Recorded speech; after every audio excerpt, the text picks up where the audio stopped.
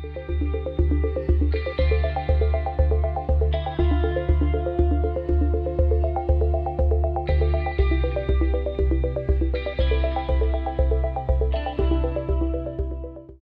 this is Zach with Worn&Wound. Today I'll be taking a look at the Raven Trekker.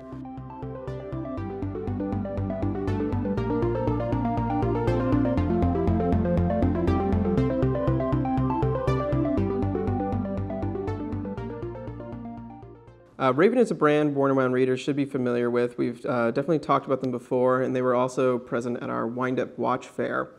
And Raven has kind of started to change their path in the last couple of years, and this model I think is really sort of exemplifying their new direction. They used to make sort of homage watches. They mixed together various references from Tudor and Rolex Submariners in very cool packages, very fun packages, but they were always still kind of under that homage umbrella that frankly sometimes is kind of like stops a brand from being taken too seriously, or kind of limits their, I'd say, growth potential and whatever. And I think Raven and the people behind it really had some really cool ideas, and they really know how to make very tough watches. The brand is actually owned by Stevral, which also makes the Benares dive watches, which, if you are aware of, they're about as rugged as tool dive watches get. So now with Raven, they're taking it into this sort of vintage-inspired tool watch avenue where you can still get some feeling of some classic watches off of, but not so much as to be an homage in any way, shape, or form. So this brings to mind other things, some classic watches, which clearly would inspire a vintage design, but it's totally its own watch. And what it is, as its own watch, is just a really simple, true-to-form, rugged tool watch. And frankly, one of the more just straightforward and kind of honest that I've seen in some time, and very exciting for that. So the watch is powered by a Miyota 9015 movement, features a sapphire crystal, and comes in with a couple different price points. There's $610 for the watch just on a nylon strap, or $650 with either the leather or rubber options, which also comes with the nylon as well. There's also a bunch of variations on the dial and finish, so you can get it matte, as you see here, or brushed, or you could get it with white-only accents on the dial, or yellow, as you see here, and then with or without date. So within that, you can kind of find the one that's perfect for you. So let's take a closer look. The case of the Trekker measures a really nice 40 millimeters in diameter, 50 millimeters lug to lug, by 13.3 millimeters thick, and that's to the top of a beautiful boxed sapphire crystal.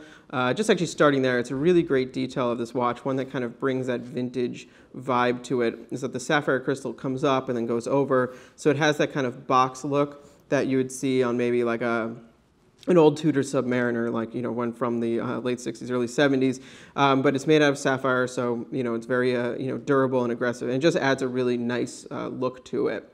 Then the case itself, it's really simple. I think that's actually going to be sort of like the mantra of this watch and of the review is like simplicity really works here, and kind of brings to mind, it's what a tool watch should be, right? There's nothing ornate for ornate's sake. There's nothing flashy. There's no just unnecessary design. So you have broad lug case here, matte finish, no beveling or anything on top, just really simple and straightforward. It brings to mind a kind of a crown guard-less Submariner, but it's not at all a replica of that. I think it's just a very familiar design. And like I said, it draws on those watches without actually copying anything. To me, it also reminds me a bit of like a Benrus, Type 2, even though that had an asymmetrical case. There's just something about the proportions and everything that brings that to mind, that kind of rugged military look. And then you have this big bezel here. It's a gorgeous bezel, big sharp teeth on the side, but it's a straight cylinder, so once again, a very simple form. Nice 120 click mechanism here, unidirectional. So, it's usable, obviously, for dive purposes if you were to use it for that. The watch is rated to 300 meters, so this is, totally safe to take in the water. And I think, under most normal water circumstances, it's going to survive. And then it has this classic kind of vintage-inspired bezel insert in black with really simple markings, which I really like. So you don't have really, you don't have individual minutes. You just have big, bold markers for the minutes. Numerals at 15, 30, and 45. Give it a mix of, once again, that kind of military feel, but also those old vintage divers, the 50 fathoms and things like that. They had really simple bezels like this too. No fuss, gets the job done, and looks really cool. The crown here is a massive crown. It's a really cool design detail that I think adds some personality. It's probably the only detail here that's a little bit maybe more aesthetic than others. It's 7.5 millimeters in diameter, 5 millimeters deep. What's cool about it has this little kind of stem coming out of it, so you get that kind of pronounced separation between the crown and the case. And then it has, it's just straight teeth on the side for grip, kind of mimics the design of the bezel in that way. Very easy to grab, very easy to turn, feels really nice in the hand, and just has that big crown look that once again speaks to 60s or even like late 50s dive watches, submariners, etc. Looking at the watch from the side now, you can see once again there's the profile, so it maintains that simplicity. The profile here to me once again speaks to subs, but not overly. Drilled lugs here, a fantastic feature that I think all sport watches should have, but makes 100% sense on this watch, and it looks cool. Makes just changing straps really easy. On the edge of the crown here, you have a little Raven Shield logo. Once again, nothing like outstanding, nothing polished that shouldn't be polished or anything like that. And actually, the matte finish while we're here, it's beautiful. The brushed finish looked amazing too. We saw that at Wind-Up, but I went with the matte for the review model just because you don't see too many matte cases anymore, and when they work really well. So it has this really nice satin sheen. You can see how it's like a darker gray. The edge just picks up light really beautifully. It's all very soft. I just happen to think it's very attractive and works really well on this kind of watch. I feel like I've been seeing way too many sport watches with too much polish on them, which kind of drives me crazy. Looking now at the case back, once again, simplicity follows through. It's just the Raven Shield logo, domed case back, all very nicely finished, very nicely machined, just simple. But you don't get the usual details or anything like that.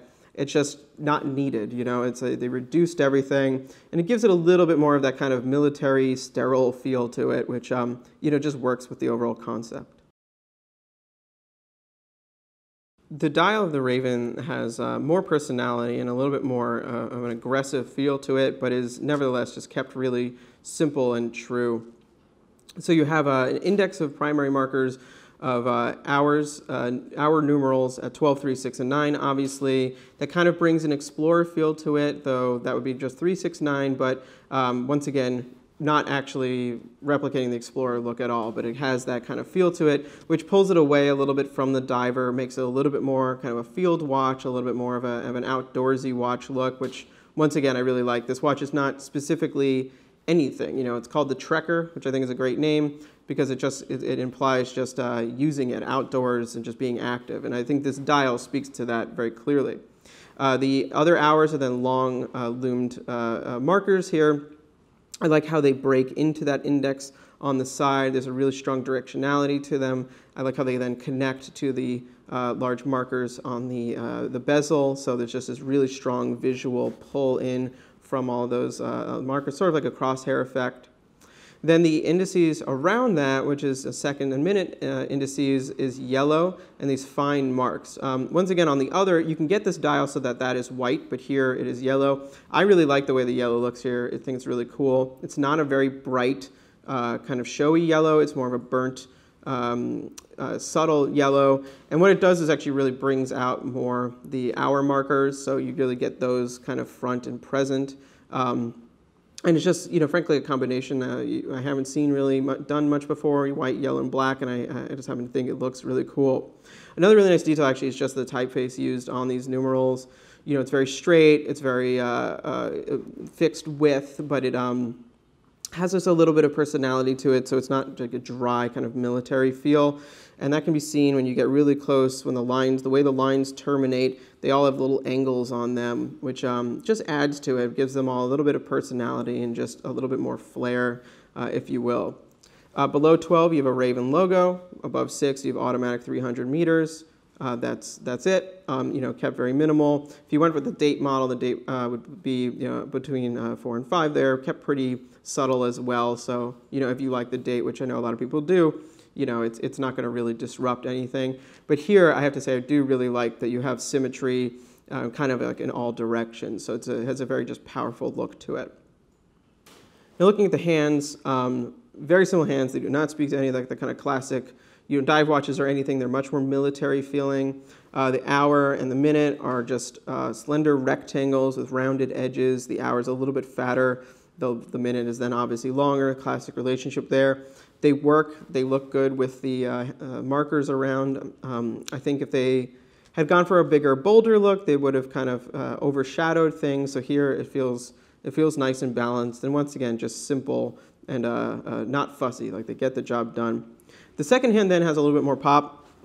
Obviously here it's in that same burnt yellow color, larger counterweight on the back, and then a loomed rectangle towards the tip. So that has a decent amount of presence. But once again, that yellow isn't too loud. It's a burnt yellow, so I don't think it doesn't feel flashy. But that's definitely, as far as this watch goes, kind of the most kind of loud element here. But I think it works. Actually, I would love to see one more option, which would have been the white second hand with the yellow indices there, but that's just getting very picky.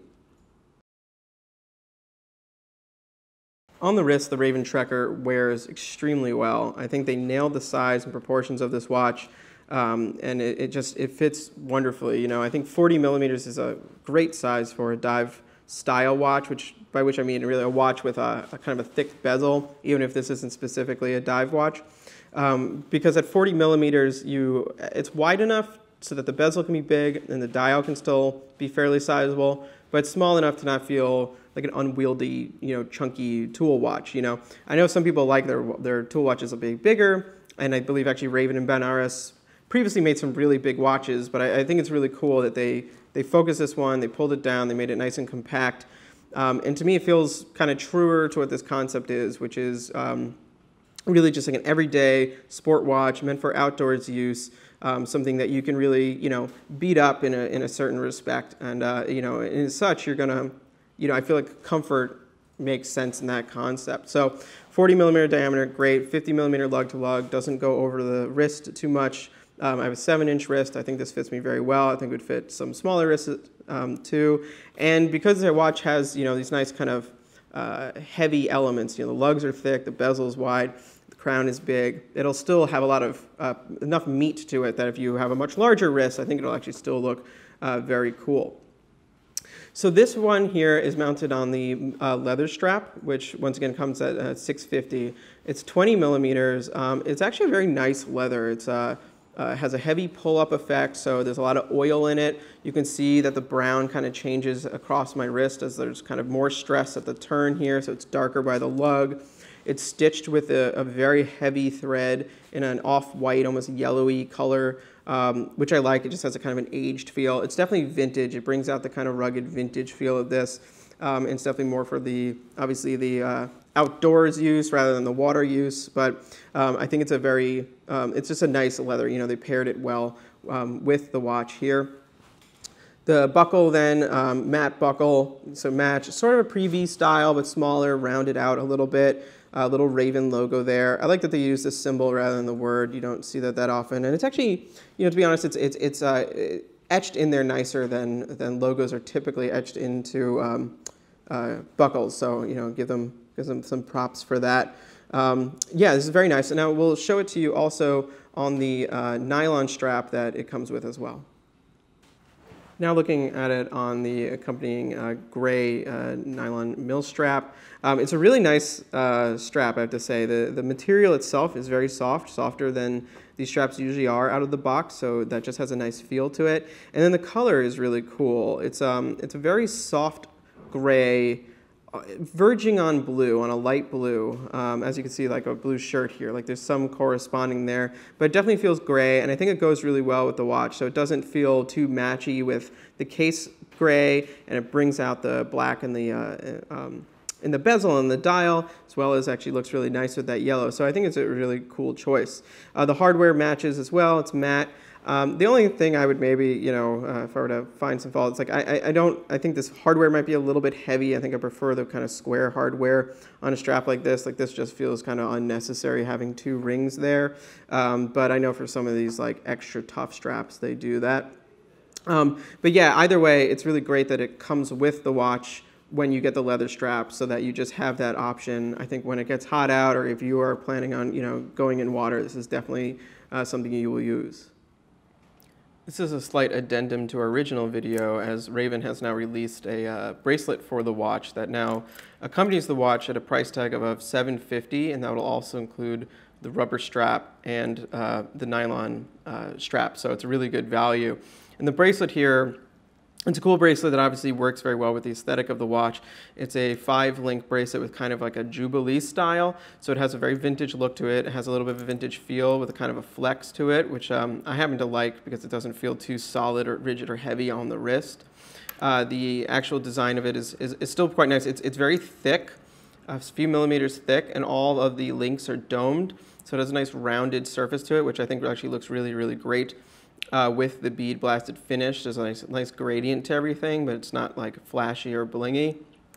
It has a fairly standard clasp on it, nothing too special there. But what is nice also is that it actually is a tapering bracelet as well, so it goes from 20 to 18 at the clasp.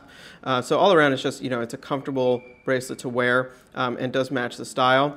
For sizing, it has double-sided screws, so there you have the screw head on both sides. Not the easiest thing to change, definitely takes some patience, and 2 screws from each side, or a screwdriver from each side, but it's very secure once it's done, so that's good. Yeah, but overall I think it's a really nice addition to the watch, especially since the price tag basically remains the same. To wrap up, the Raven Trekker I think is just an excellent watch. It's a really cool new direction for Raven to be going. And frankly, this isn't the first time they went this direction. Their previous watch, the Defender, which was also a kind of a hybrid of things. It was a field watch with an internal bezel and 2 massive crowns, also kind of went this direction. But I feel like this watch, it will just have more mass appeal. That one was a little funky. This one, it's just extremely nice. I don't know. It's one of those watches, like if you were into tool watches, if you're into military watches, you will find this will resonate with you immediately, but it won't feel at all like an homage watch. It won't feel like you're trying to recreate a vintage aesthetic. It's a good tool watch unto itself, with just enough kind of vintage styling and just enough hints at other things to kind of feel classic. And I think they achieved that really well. I'm really excited to see where they go with this concept, what they do with Raven, because there's a lot of tool watch brands out there, a lot of vintage inspired sport watch brands out there, a lot of military inspired sport watches brands out there, and I think they just managed to hit the right note here. Coming in at $650 with either leather or rubber strap, including the nylon. I think the price is very good. It has powered by a Miyota 9015 movement, so I think that's all very fair. I think this watch will really appeal to people who are interested in something like the Squally 1521, which maybe is a little bit high priced for them, but then they want something that's more original than like something like a Steinhardt. You really have a nice middle sweet spot here with great build quality and just great looks. Please read the full review on Worn&Wound. Follow us on Instagram, Facebook, and Twitter. Thank you.